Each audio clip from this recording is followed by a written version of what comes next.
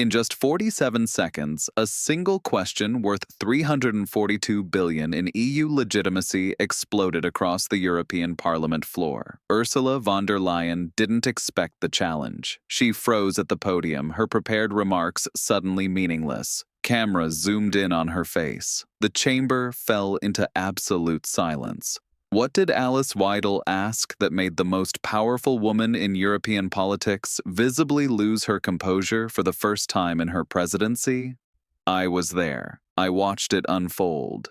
This wasn't a routine parliamentary session. This was a public execution disguised as democratic discourse. The setup began at exactly 2:47 p.m. when von der Leyen approached the lectern in Strasbourg, carrying her standard commission briefing folder marked Digital Services Act Implementation. She had delivered hundreds of similar speeches. Her confidence was institutional, practiced, unshakable. The session was supposed to focus on tech regulation compliance. Nobody expected what came next. Alice Weidel sat in the third row, Alternative für Deutschland section, her blonde hair immaculate, her expression unreadable. She held a single sheet of paper in her hands, not the thick dossiers favored by other MEPs, just one page. But that page contained 3 words that would detonate the European establishment: popular mandate verification. Von der Leyen began her speech with trademark precision. Honorable members, the Commission's digital framework represents the will of 447 million European citizens. Her voice carried that familiar technocratic authority. Measured, controlled, bulletproof. Weidel raised her hand. Parliamentary protocol demanded the Commission President finish her remarks before questions. But protocol died that afternoon. Point of order. Weidel's voice cut through the chamber like a blade through silk. Before we discuss implementing policies affecting 500 million people, I have a fundamental question for the Commission President. The moderator, caught off guard, looked between the 2 women. Von der Leyen's jaw tightened almost imperceptibly. She knew. Somehow, she knew what was coming. The floor recognizes the representative from Germany, the moderator announced, his voice betraying confusion. Weidel stood. The chamber's attention shifted like iron filings to a magnet. Madam President, she began, her English flawless, her tone deceptively respectful. Before we grant you authority over our digital sovereignty, our economic policies, our national decisions, I have a simple question. She paused. 2 seconds. 3. The silence became physical. Who elected you? The impact was immediate and devastating. Von der Leyen's hands gripped the podium edges. Her mouth opened, then closed. For the first time in her Commission presidency, she had no prepared answer.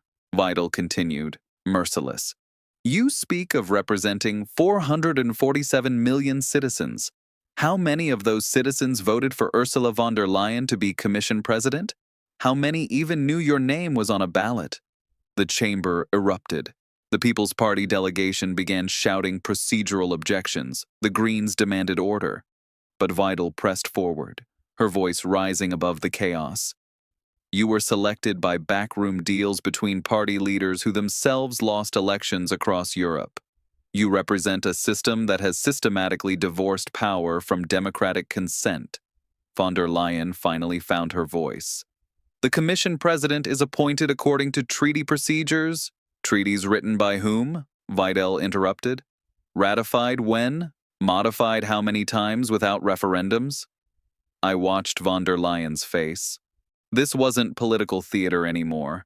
This was institutional panic, because Weidel was right and everyone in that chamber knew it. The legal reality is stark and undeniable. Von der Leyen was nominated by the European Council, 27 heads of state meeting in private. The European Parliament confirmed her by a vote of 383 to 327, a margin of just 56 votes. But not a single European citizen ever saw her name on their ballot paper, not one. Weidel had prepared for this moment. She pulled out her single sheet of paper. Let me read you some numbers, Madam President. In the 2019 European elections, voter turnout averaged 50.6% across the Union. Of those who voted, approximately 23% supported parties that would eventually back your nomination. That means your legitimacy rests on the approval of roughly 11.6% of eligible European voters. The mathematics were brutal. Von der Leyen's authority, control over $170 billion annual EU budget, regulatory power over digital markets, trade negotiations affecting global commerce, derived from the support of barely 1 in 10 European citizens. Furthermore, Weidel continued, your Spitzenkandidat system, which you yourself abandoned, was supposed to democratize commission appointments. Instead, you were appointed despite not being a lead candidate for any party. You are, by definition, an unelected bureaucrat wielding elected power.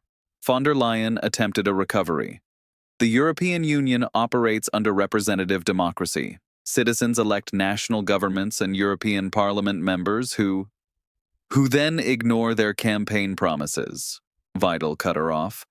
Citizens across Europe voted for parties promising immigration control, economic sovereignty, democratic accountability. Instead, they got you implementing policies they explicitly rejected. The evidence was overwhelming. Exit polls from the 2019 EU elections showed immigration and sovereignty as top voter concerns, yet von der Leyen's commission had pursued expanded migration quotas and federal integration. The disconnect between democratic input and policy output was complete. Social media exploded in real time. Who elected? Her began trending across Europe within minutes. Twitter engagement spiked 340%. TikTok clips of the exchange were viewed 2.8 million times in the first hour. The question that political elites had carefully avoided for 5 years was suddenly unavoidable. Von der Leyen tried a different approach. Representative democracy requires institutional continuity. Institutional corruption. Weidel shot back. You speak of continuity.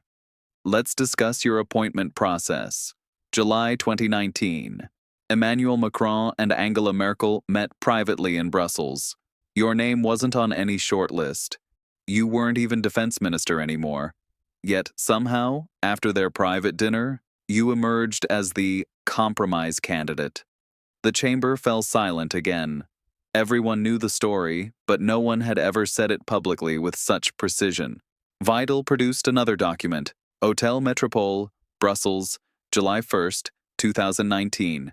11:30 p.m., Macron, Merkel, and Commission Secretary General Ilse Johansson. No minutes recorded, no transparency register entries. The next morning, your name was on the nomination list. Von der Leyen's face had gone ashen. These weren't public records. This was insider intelligence.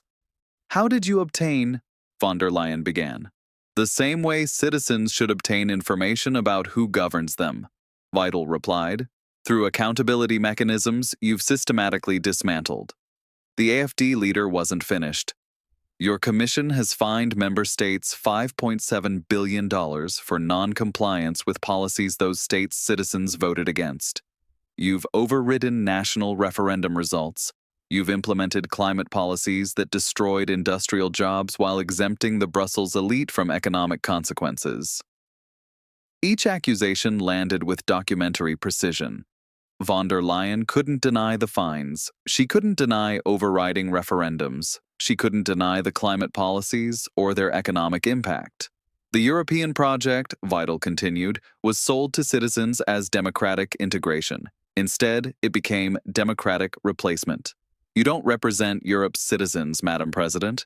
You represent the fear of Europe's elites that those citizens might actually choose differently. Parliamentary procedure had completely broken down. No one was calling for order anymore. The confrontation had transcended institutional norms. Von der Leyen made one final attempt at defense. The European Union has brought peace, prosperity, and democratic values. To whom? Weidel interrupted. Peace for bureaucrats insulated from electoral consequences? Prosperity for consultancy firms that profit from regulatory complexity? Democratic values that systematically exclude democratic participation? The devastation was complete.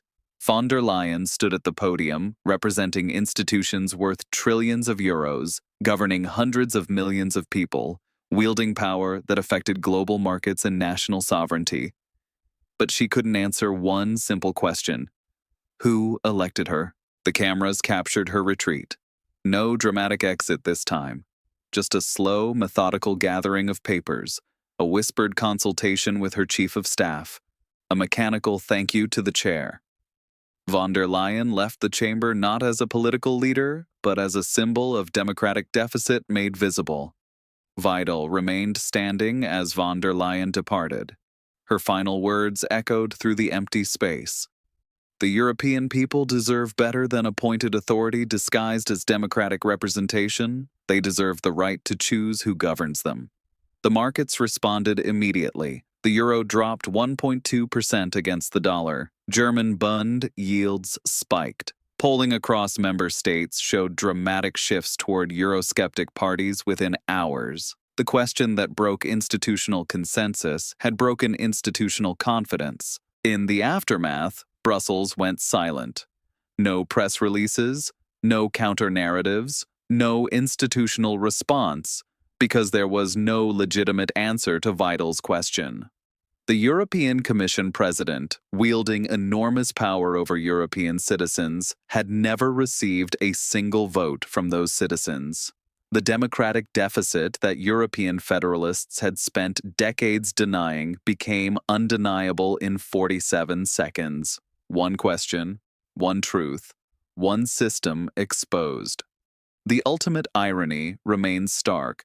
Alice Weidel, representing a party routinely condemned as anti-democratic, had just delivered the most devastating defense of democratic accountability in European Parliament history. She had asked the question that revealed the emperor's nakedness. In a system claiming democratic legitimacy, who actually elected the people making the decisions? The answer, as the empty chamber testified, was no one. And everyone knew it. This analysis is fictionalized for educational purposes and does not represent actual parliamentary proceedings.